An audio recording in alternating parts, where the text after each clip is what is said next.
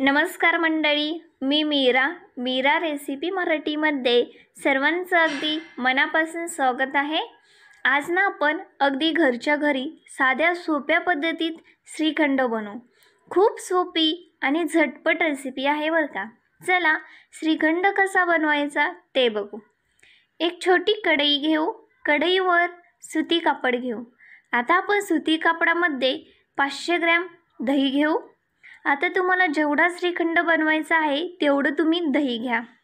हे बघा मी इथे 500 ग्रॅम दही घेतलेलं आहे। आता आपण दह्यामधलं थोडं थोडं करत पाणी निथळून काढायचं आहे। हे बघा या पद्धतीने सुती कापडाचा गोल तयार केला की थोडं थोडं पाणी आपण मग त्या दह्यामधलं बाहेर पडतं। हे बघा या पद्धतीने। आता ना आपल्याला सुती कापडाची एक गाठण बांधून घ्यायची आहे आणि गाठण बांधताना पॅक्क बांधायची आहे। एवढं पाणी मी दह्यामधलं बाजूला काढलेलं आहे। आता आपण हा जे सुती कापड आहे ना, हे ना मी नळाला बांधून घेणार आहे। हे बघा या पद्धतीने।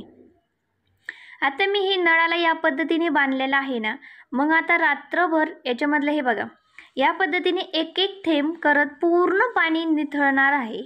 आता आपण सकाळी हे बघा 10 ते 12 तास आपल्याला हे असंच बांधून ठेवायचं आहे। आता आपण सकाळी श्रीखंड बनवूया। हे बघा 10 ते 12 तास इथं झालेली आहेत। आता आपण श्रीखंड बनवू। ते दही या पद्धतीने त्याच्यामधलं पूर्ण पाणी निथळलेलं आहे। आता आपल्याला एका काचेच्या बाउलमध्ये हे दही घ्यायचं आहे आणि आता आपल्याला हे दही चमच्याने एकसारखं हलवत 6 ते 7 मिनिटं मिक्स करून घ्यायचं आहे। हे बघा या पद्धतीने। इथे आपली 6 ते 7 मिनिटं झालेली आहेत। एकसारखं हलवत मी हे दही छान मिक्स करून घेतलेलं आहे। आता ना आपण याच्यामध्ये आवडीप्रमाणे पिठी साखर घेऊ। आता तुम्हाला जेवढं गोड आवडतं तेवढी तुम्ही इथं पिठी साखर घेऊ शकता। मी 2 चमचे पिठी साखर घेतलेली आहे। 500 ग्रॅम दह्यासाठी 2 मोठे चमचे पिठी साखर घेतलेली आहे पोहे खायच्या चमच्याने।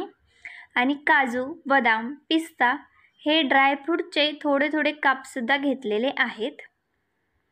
आणि इलायची पावडर तुम्हाला जर आवडत असेल तर नक्कीच घ्या। आता आपण हे छान मिक्स करून घेऊ। हे बघा या पद्धतीने अगदी साध्या सोप्या झटपट पद्धतीने श्रीखंड बनवून तयार झालेला आहे। या पद्धतीने जर तुम्ही श्रीखंड घरीच बनवला तर तुम्ही कधीच विकत आणणार नाही, कारण याची चव अप्रतिम लागते बरं का।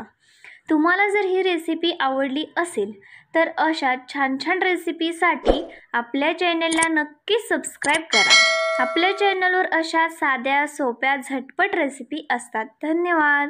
पुन्हा भेटू अशीच एक नवीन रेसिपी घेऊन।